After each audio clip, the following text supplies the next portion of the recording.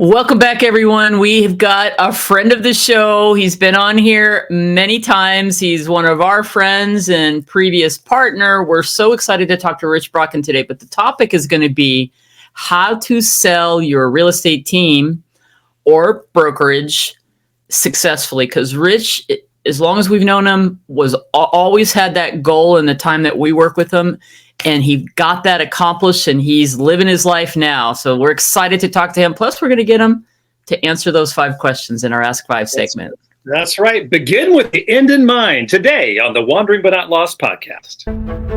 You've reached the WBNL Wandering But Not Lost podcast, where real estate and reality meet. And now your hosts, Jan O'Brien and Matt Emerson. Well, welcome everyone to the WBNL Wandering But Not Lost podcast, where real estate and reality meet. This is episode 274. You can find all of those show notes over at WBNLpodcast.com. This is going to be a fun day today. We had Damon Caldwell on at the end of season 2 for our Ask 5, who actually is the person who bought Rich's team. So now we're going to hear the other side of the story on how Rich sought out his potential buyer and who he was going to turn the keys over to. So we're going to talk to Rich about that today. Before we get to that, though, if you haven't been over to our website in a while, WBNLcoaching.com, we've completely kind of revamped our course catalog. We've got some great courses out there for you that are actually on this very topic. We have a team builder course, which was one of our premier signature courses, which will really show you how to build the foundation of a really successful team. We have our real estate sales builder course, which is a real estate course provided really for getting you up and running no matter where you are in the business, whether you're a new agent, whether you have been in the business for a while, or if you've been in the business for a long time but never really put your systems into place. We have that program for you as well. We also have our brand new course, Real Estate Sales Builder Certification, which is a way that a team leader and or small brokerage can take our but a lot of real estate in there, real estate sales builder course, and actually learn how to use it as your training program. So we have a course, trainer, mentor, coach certification course in there where you can co-brand with us and not have to worry about building your own training program. Training programs will come up today. That's another reason why I wanted to mention that. And then we have our Align, Connect, Prosper course over there that you're going to want to check it out. So go over to WBNLcoaching.com/courses and go check out our stuff today. With all that said, though, let's bring Mr. Brodkin in. Let's see if he's like frozen as a little popsicle, because you know what? He's in Michigan. So that's all. Missing the West Coast. Welcome, Rich. Good morning. Great to see you. Likewise, Happy New Year. Happy New Year. And I had already said it before we got on the show, but I got to go. Way to go, Michigan. You get the national championship. Let's see if you can do it 2 years in a row like my team. You should have done it 3 years in a row. I know. What are you going to do? Didn't happen. Well, Richard, you are in the retirement zone now, right? Unquestionably. Mission accomplished? Mission's accomplished. My goal every day is to decide what I'm going to have for breakfast, lunch, and dinner, and that's about it.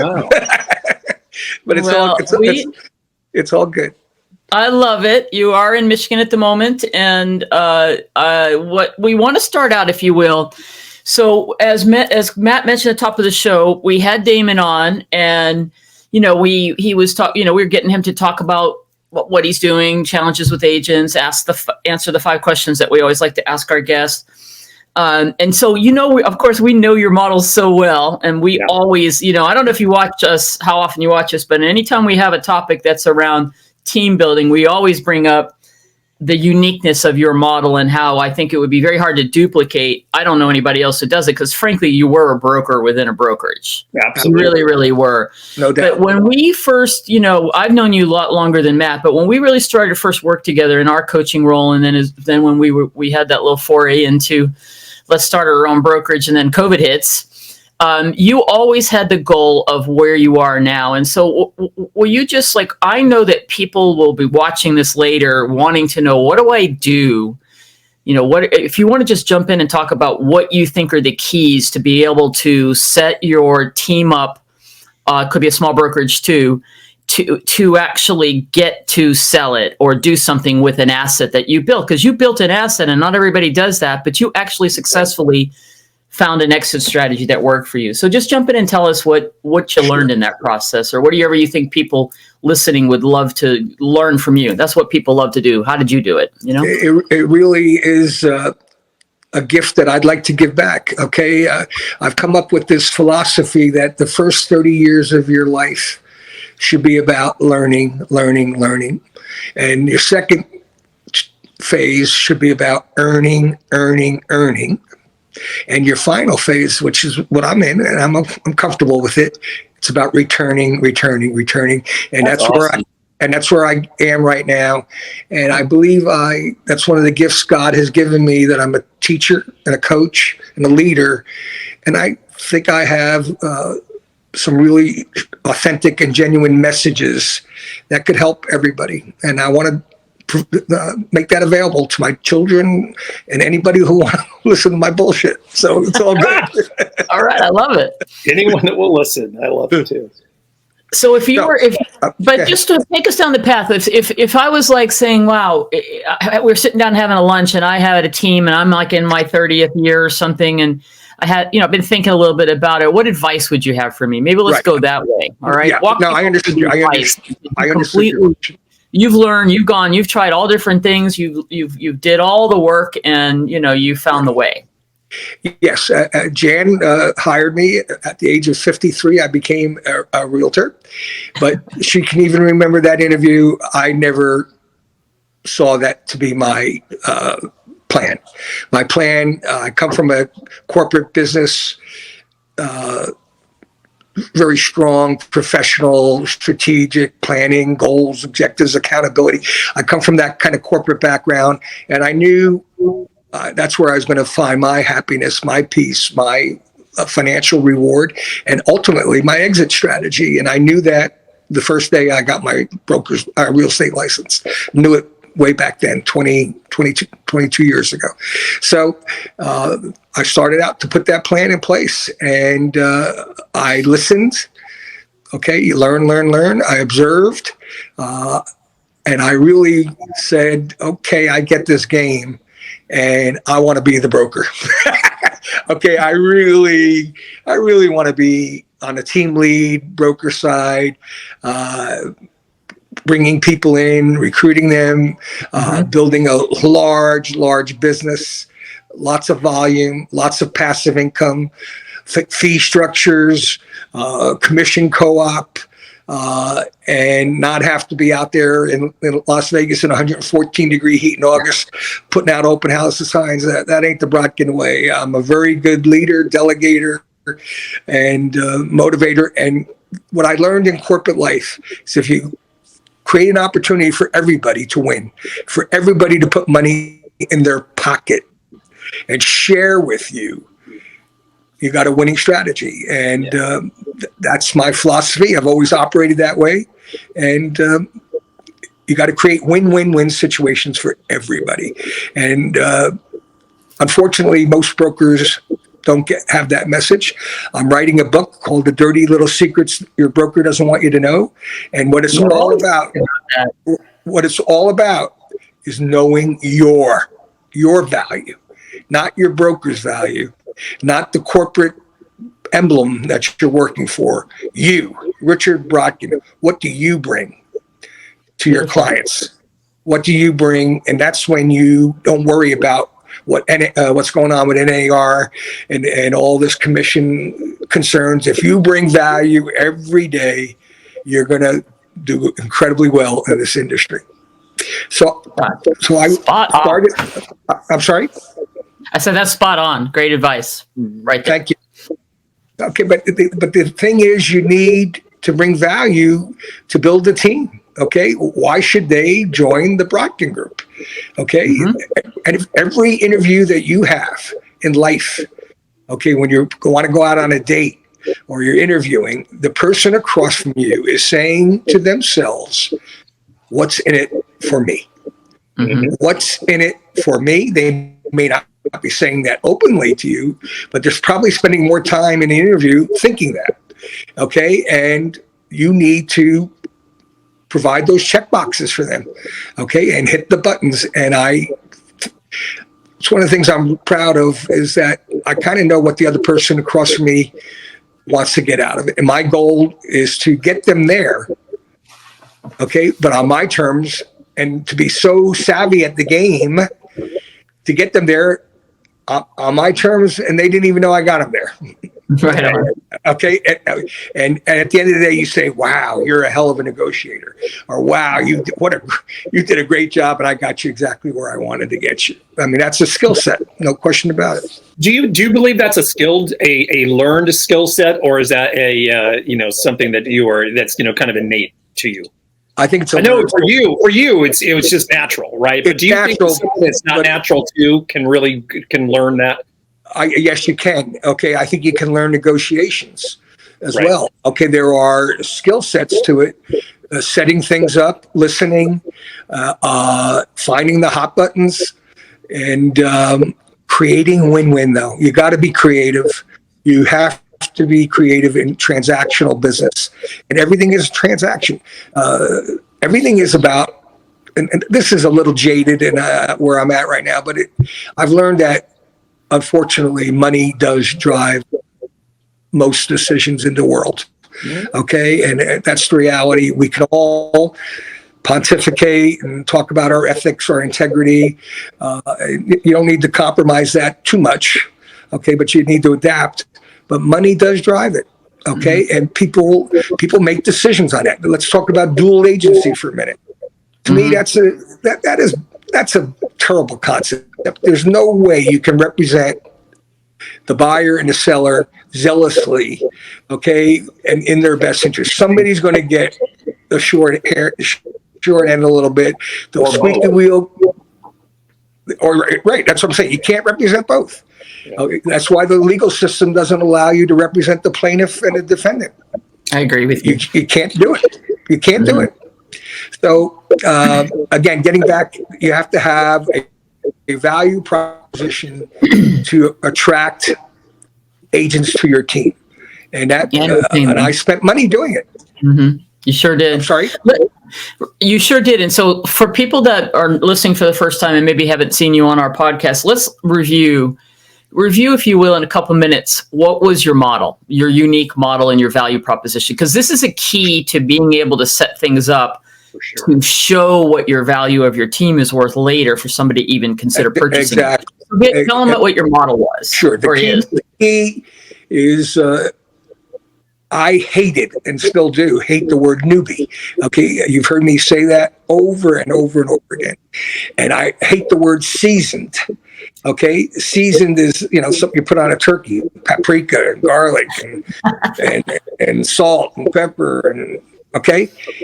Somebody tells me they're seasoned. The first question I was asking them, how many transactions have you done? That's where the seasoning comes in, is your experience in doing transactions. If you've been in real estate 9 years and you've done 9 transactions, excuse me, I'll take a new agent and I'll get them to 15 transactions in year 1. Tell me who brings more value and who has the more experience and who can represent the client better. So that's a lot of the bullshit that I talk about, that brokers talk. They get caught up in their own laundry. They get caught up in their own underwear, and they spout a bunch of crap. And new agents believe it because they don't know better, and then they spout the same crap, and it just goes on indefinitely, in perpetuity. Jan and Matt, you've been in it a long time. I've heard all this crap. Okay, and I'm sorry if I'm being aggressive like that. I feel it passionately. Can't help it. Okay, so again, my proposition was to focus on new agents who needed training, who needed coaching, who needed a mentor, because they didn't know what the hell they were doing. Unfortunately, to pass the real estate test, you got to put in 90 hours and take a driver's test in real estate. But you don't know anything about finding buyers, getting clients, okay, working with sellers, negotiating contracts, handling pricing decisions, creating a CRM, website development, all the things that you're going to need to have a successful financially rewarding real estate career. I provided all that. And to kudos to Matt and Jan, I got to know them many years ago. And their team builder program, I bought it. I used it. And it was a key, and that's not why they're having me here, but I made it all happen from A to Z. But without systems and processes and structure and accountability and follow-up, you got nothing. And the second element was to have team leaders. I always believed in having team leaders on a 1/10 or 1/15 scenario that they can manage. Okay, I can't tell you how many deals I did with my agents. Okay, I had one agent who's made $300,000-$400,000 a year after his second year, and I structured his first 10 deals for him. I really did. Okay, but then he was able to do it, and you got to, and they'll stay with you if you're bringing value. They'll give you a portion of their money if they're bringing value. They're not silly. Okay, so you kind of want to make them codependent, if you will, that they really value and really need what you bring. And then money is an issue for them. And so I picked up a lot of the upfront costs, okay, to get into the business. So they don't have the money. Okay, there's a lot more to it than getting your license and paying your fees. And they're broke from day one. So I took care of the signage. I took care of their lock boxes. I took care of their business cards. I trained, I had a training program 4 days a week. 90 minutes a day. Yeah. Those are the key things, folks. I delivered value. They needed me. And then my recruiting became easier because it was organic. They recruited for me. Go see Rich. Okay, he's great. He's got a great program for you. That's it. Hey, it's a lot better recruiting that way than cold calling. I'll tell you that. And you also, as you went, what I love also that I think is so unique, you found creative ways besides providing all that crazy value and covering the costs and having accountability and structure. There was a career path for agents that had leadership. And that is I would say that the majority of your team leaders that I'm aware of over the years started as an agent with you. Absolutely. I had my own minor league feeding system. Okay. To do it the Brodkin way. And man, it's a beautiful thing, okay? And they learned it, and it just was wonderful. And I'm very proud of that, for agents to be able to see a path as they get more mature, okay? And don't want to be out there fighting every day for the business, that they have an opportunity to balance their load a little bit and get passive income. It's not really passive, it's very active, but to have people reporting to them and helping them, but getting paid for their leadership, training, coaching, and mentoring. And that's a beautiful thing to have different kinds of career paths. The other thing is, I believe in diversity. That was such a key element of my business. Okay. To have my agents represent a microcosm of the city, right? In terms of age, in terms of ethnicity. There was a lot of different color. Okay, and balance in my organization, a lot of different languages, and I'm incredibly proud of that. Okay, and because that created niches. You got senior. I was going to beat you to it. I was going to say niches for riches was the other thing, right? Helping people discover what that is. Yeah. Okay, niches is people want to do business with people they're comfortable with, people they like, okay, where there's commonality, okay, and Italians want to do business with Italians, and Chinese Americans want to do business with Chinese Americans, the LGBTQ community wants to do business in their community, okay, seniors are more comfortable working with seniors, young people are more comfortable working with young people because of technology. You got to match your agents with their team leaders and help them develop where they are comfortable. Okay, one size does not fit all. You need to find where your success is, and you got to. If you can focus on just seniors, you can make a huge living. If you can focus on first-time home buyers, on FSBOs, on expireds, people go to church, pets, little league, soccer, schools. I mean, I have like 53 of them. Okay, and you add to them every day. But you need to find your niche and what you're looking for being and bang it home. So there's a lot there. It's a lot of words, but it's a lot of work. We first joined and started working with you, Rich, and I remember we were putting together the intranet site and the site for your training and all of that, your recruiting site. Reading your kind of your mission statement or your ethos, and it was all of the things you just talked about. It was about diversity. It was about finding the what's in it for me. It was about all of the things that you just mentioned, and all the things, quite frankly, that most people say they're going to do as well, but they don't. And getting back to the buzzword you used just a minute ago, there is a lot of bullshit, and not only in real estate, just in business in general. And what you did differently is you actually provided some truth to all of those words, right? You backed those words up with action. You believed in what you actually built, and that is what separated you from so many other team builders out there, and quite frankly, so many other brokers out there in the business today, because you actually walked your talk. It's about authenticity and being genuine. And if you could be true to who you are, okay, and show your your vulnerabilities, okay, put those out there. Nothing wrong, okay? You're not perfect, and if you're willing to learn and grow and strengthen where you're weak, that's one of my strengths. I know technology wasn't my driving force, but I was smart enough to get involved with you and Jan, and gosh, the contributions that were made there brought great value to my business. And we'll get into the economics whenever you want to get into that about what's involved to show value in your business economically. Okay. But I want to do one quick question, just to give people perspective of how big your organization was.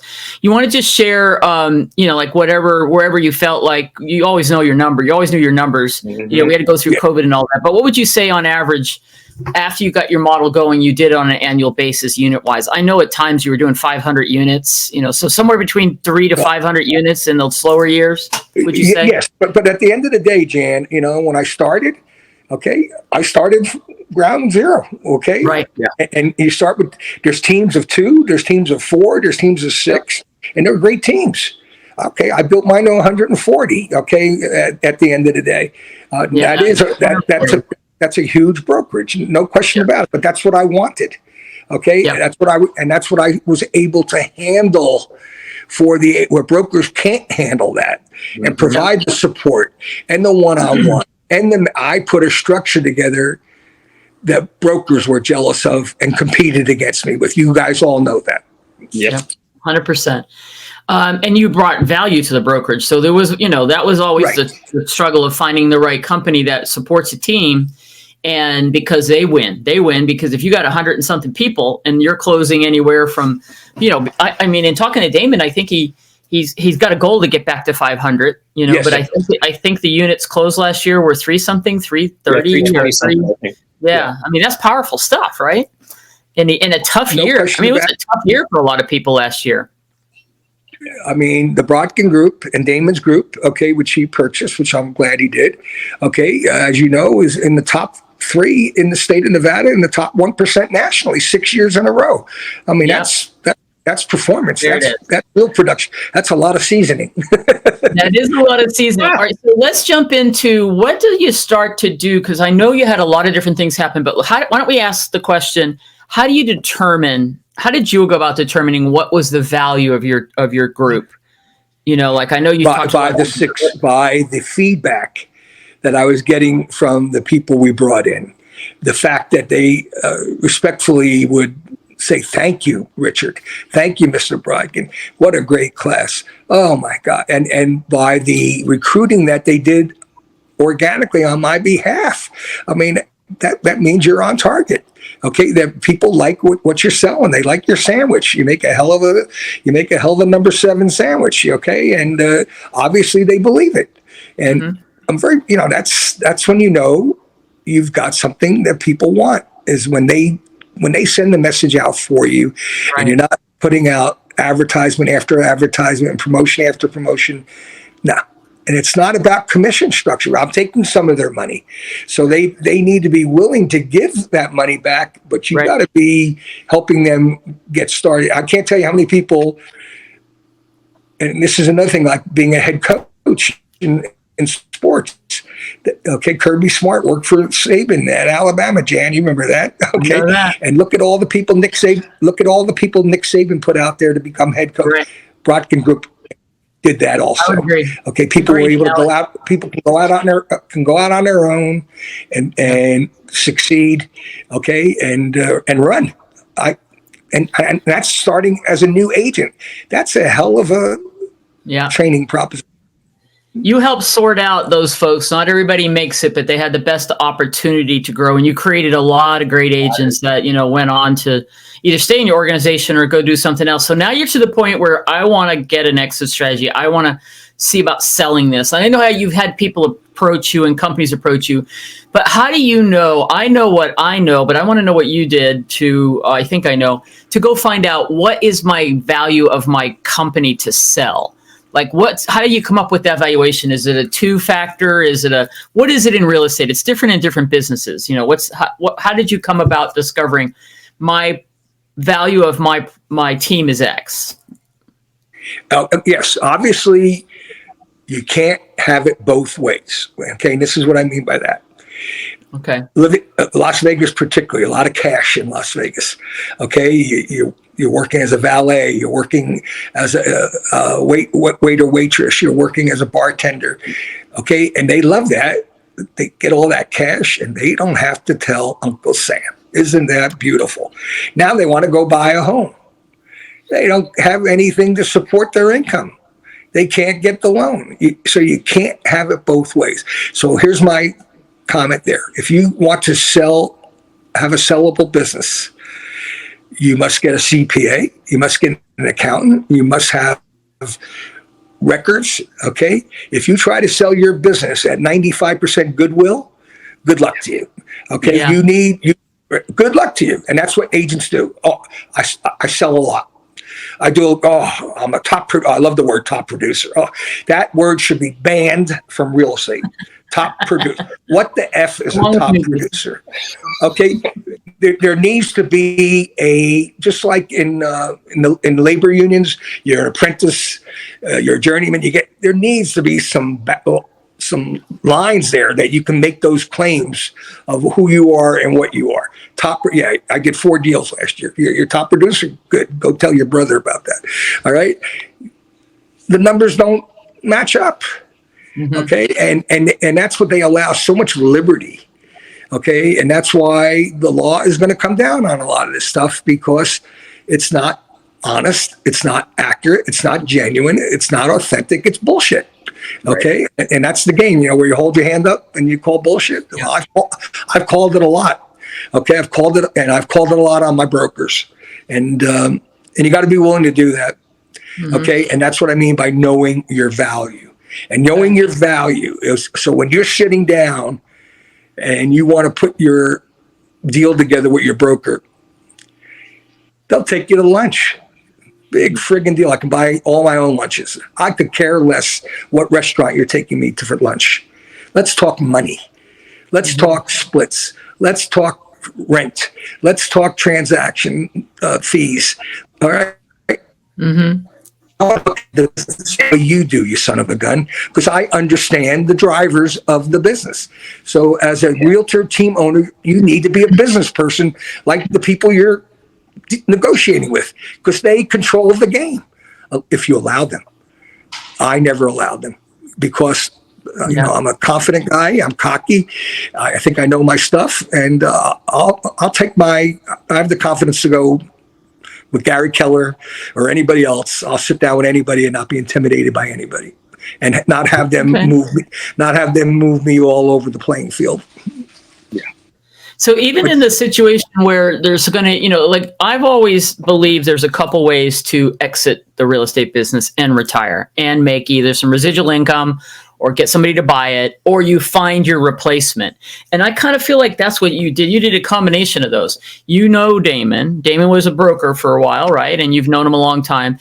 And you probably looked at, a lot of different scenarios, but how did it work out? Like, can you walk through the process of how you sit down and, without having to get into specific details, what are various ways you've even considered? People ask me all the time, what do I do to sell my business? Like, how do I do it? And we've already really made it super clear. There's no way you can sell anything if you cannot show your numbers. You don't have what I think you had great, Rich, was you could step away and your model could run. That is not something a lot of teams have. Amen. And if anybody can hear any of that, of what we've just talked about, and my buyer understood. Buyer understood that. Yes, he did. All right, there you go. So, and that's a great point. So let me just be clear. Rich was really running it like a company. He could do some things here and there, but he could step away because he took all the time to put the systems in, record his training, do everything so a buyer could turn over something and they didn't have to start from scratch, right? Would you say that's the main, besides your numbers? The key thing is what I learned in corporate life. Okay, your structure, the services you provide, the duties that the job requires needs to be interchangeable no matter who the person's name is in the box. The box needs to stand on its own. The organization needs to be right, so you can put the other people can go into those boxes. That comes. Unfortunately, most organizations rely on the incumbent, who the person is. Okay, and they succeed or fail, and the business, just like a restaurant, the chef goes away, the business goes out of business. Not good. Not a good thing. Brodkin could step away from that team, and as long as the right person was in there that had the skill set, we didn't lose anybody in the transition, which is unheard of. Okay. Right. And so Damon's goal was to build on what was started and improve upon it and make it better. But he paid a lot of money for that. Right. So basically you looked at because it's either the way you went, which kept the most retention. It was the natural just selection, really, because you could really go retire. He could step in and you could work the deal out. And you can do it. All these deals can be worked out where you get a complete buyout versus, you structure a deal where you get, you get paid monthly or for however long. There's lots of ways. That part you'll figure out everybody individually. But if you don't have something to sell, and it's not just the agents, and that's what's unique, Rich, because when a franchise comes in and tries to go buy a small team or brokerage, they'll structure it in such a way and come in and say, you got to switch to our system. Here's the situation. We're going to get you to do it our way. We're going to try to convince your agents that we have the value. That's right? a great point. That's a great point. My buyer, okay, it's if you can sell it internally with people that know your operation and know the numbers, that's a big advantage. But you still need to be able to walk a potential buyer through what your net profit is. Okay. And you got to have P&L, man. You got to run a business. Okay, a chart of accounts and lay out all your costs, all your revenue, all your costs, what your net is on transactions, how much you're paying out in commissions. Okay, it's one thing to say you did 500 deals and you did $200 million in sales. Okay, but what is that? Broke. Thank you very much. Yeah. Thank you very much. Okay, it's all about margins, folks. Right. And I learned that in my corporate life. Okay, margins, and that's what's going on in America right now. The corporations, okay, with COVID, they've raised their prices, so they raise them $1 and give them back 20 cents over the years. So who's the big winner there? Corporate America. Okay. And a potential buyer is going to want to see a consistent pattern of several years of not like one good year. That's right. So records are important. Showing your financials. One more thing, Jan. I'm sorry. This is key. I don't want to forget it. Thank you. I'm sorry to interrupt you. No. That's why I want to get it all out. But as you both know, most teams, the team leader is transactional. Does business. Not only does business, is the number one in the team. I did not compete with my agents. That is a huge variance. Huge. I wanted to make sure I got that in. Absolutely. And so it's very unique how you did it. It's a model that could be duplicated, but you've got to have the mentality that you're not the rainmaker. Correct. You, the agent, the team leader, that you're building something which is a true brokerage within a brokerage. And as we learned, you are the CEO. Yes, you're the CEO. And really, what did we learn? Because we all did it together. It's smarter to stay in a company where they can handle all the other headaches. Amen. Right. You learn that lesson. And you also need, and that's why the division requires brokers to have some financial backing. Exactly. Okay, you can't get your broker's license without having reserves. Okay, and that if your team knows that you're struggling financially, that's death. Okay, if you're fighting them on every financial issue and squeezing them, you don't have a long-term winning strategy, folks. Mm-hmm. Good. Well, I think that is great content right there regarding if you can't have an exit strategy and you can't sell a team or a small brokerage if you don't have the things that we just talked about. You can have it your version of it, but Rich, you just shared the way you did it, and we know that you really kept all of that.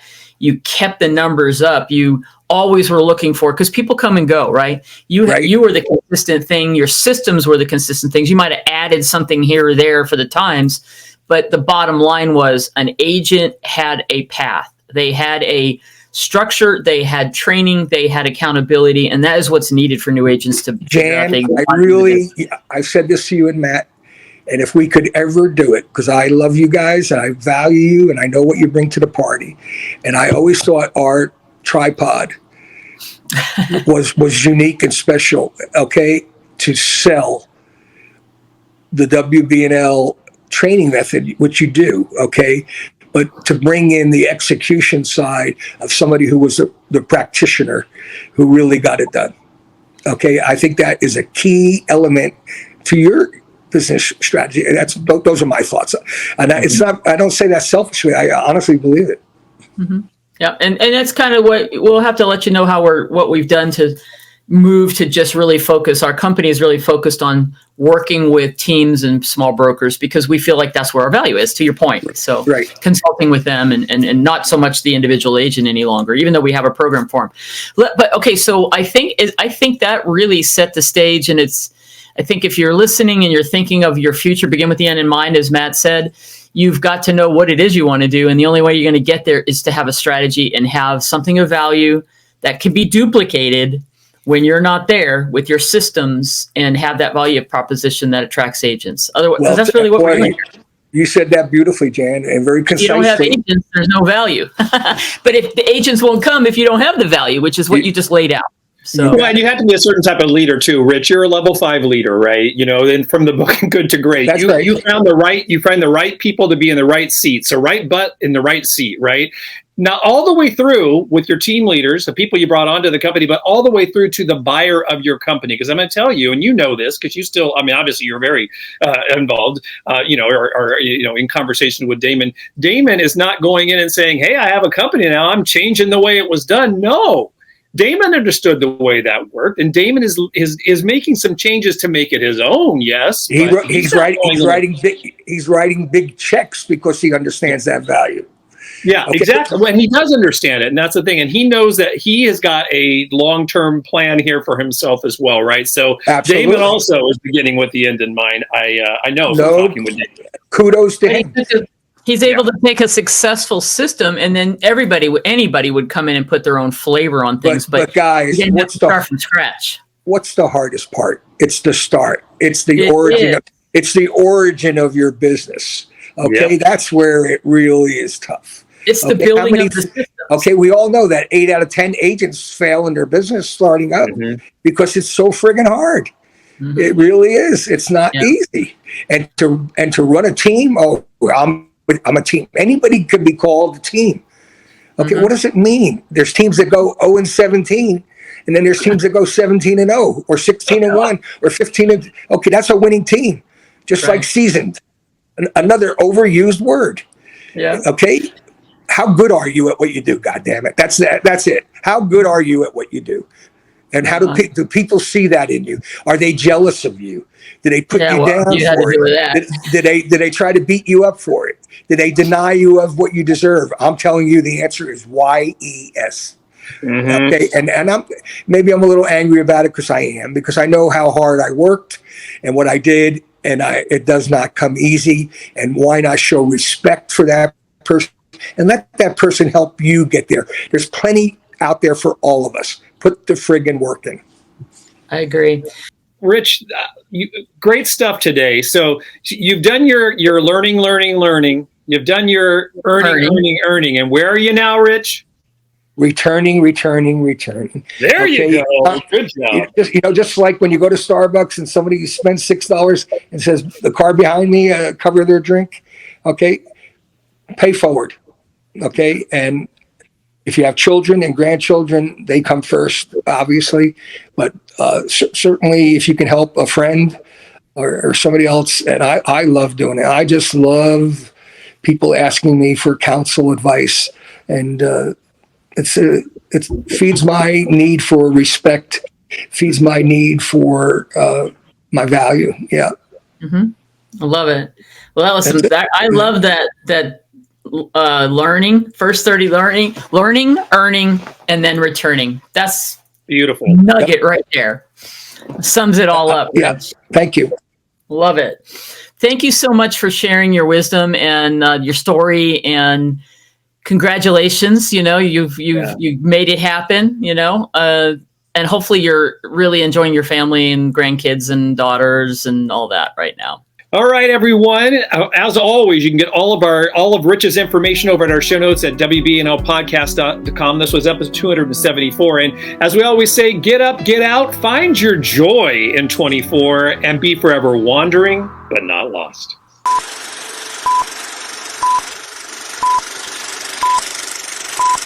I think we're going to cut this podcast into 2 episodes. We'll see how I do with the editing, because we could do the S5. We could do the S5 as a separate maybe piece.